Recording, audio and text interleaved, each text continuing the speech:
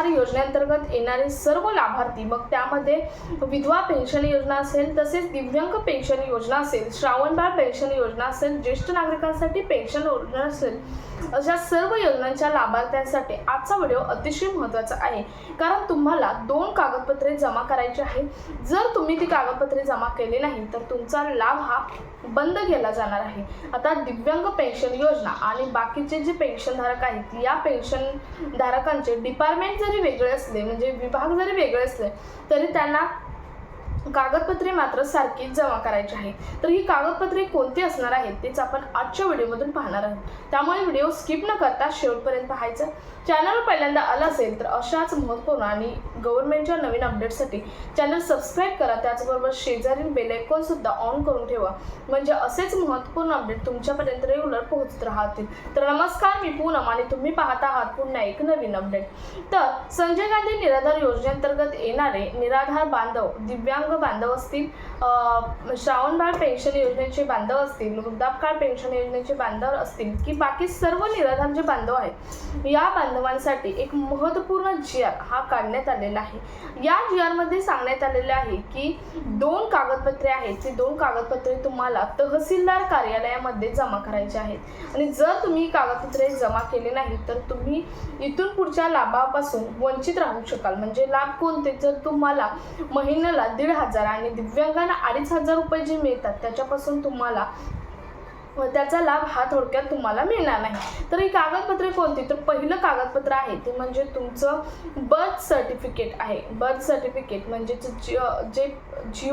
तुमचा जन्माचा दाखला आहे, तो जन्माचा दाखला तुमच्याकडे असणं गरजेचं आहे.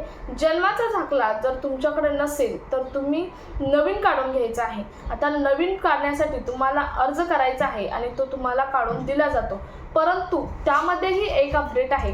तुम्ही बघितलं तर मी एका मागच्या व्हिडिओमध्ये सांगितलं होतं की आता आधार कार्ड काढायला सुद्धा जो जन्माचा दाखला आहे, या जन्माच्या दाखल्यावरती तुम्ही संबंधित तुमची ग्रामपंचायत असेल किंवा नगर परिषद, जर शहरात जन्म झाला असेल तर नगर परिषद असेल, तेथील तुमचा डिजिटल पद्धतीचा दाखला लागणार आहे आणि त्यावरती सही आणि शिक्का दिलेला दाखला हा लागणार आहे. या अगोदरचे दाखले कसे होते? तर लेखी स्वरूपात ग्रामसेवक पंचायतमध्ये देत होते किंवा नगर परिषदेमध्ये मिळत होते, परंतु ते दाखले आता चालणार नाहीत. आता तुम्ही म्हणाल आमचे पहिलेच आहेत, तर काय करायचं? तर पहिले जरी असले तर तुम्ही संबंधित नगर परिषद किंवा ग्रामपंचायतीत जाऊन ते दाखले डिजिटल पद्धतीने करून घ्यायचे आहे. ते दिले जातात दाखले. ही आत्ताची अपडेट नाही, तर ही मागच्या 3 ते 4 महिन्यापासून आलेली अपडेट आहे. सर्वच गोष्टींसाठी जर तुमचं जन्म प्रमाणपत्र म्हणजे बर्थ सर्टिफिकेट जर लागत असेल तर तुम्हाला डिजिटल पद्धतीचंच बर्थ सर्टिफिकेट असणं गरजेचं आहे. आता हे फक्त तुमच्या निराधार बांधवांसाठीच नाही, तर हे सर्वांसाठी आहे. जिथे तुम्हाला जन्म प्रमाणपत्र म्हणजेच बर्थ सर्टिफिकेट लागतं, तिथं तुम्हाला ते सही आणि शिक्का आणि डिजिटल पद्धतीचं बर्थ सर्टिफिकेट आहे, ते बर्थ सर्टिफिकेट लागणार आहे. तर अतिशय महत्त्वाचं हे पहिलं डॉक्युमेंट्स आहे. त्यानंतर दुसरं आहे ते म्हणजे शाळा सोडल्याचा दाखला. आता शाळा सोडल्याचा दाखला प्रत्येकाचा आहे असं नाही, कारण पहिलं काही व्यक्ती शाळेत गेलेले नाही, त्यांचा शाळा सोडल्याचा दाखला येणार कुठून असाही तुमचा प्रश्न असेल.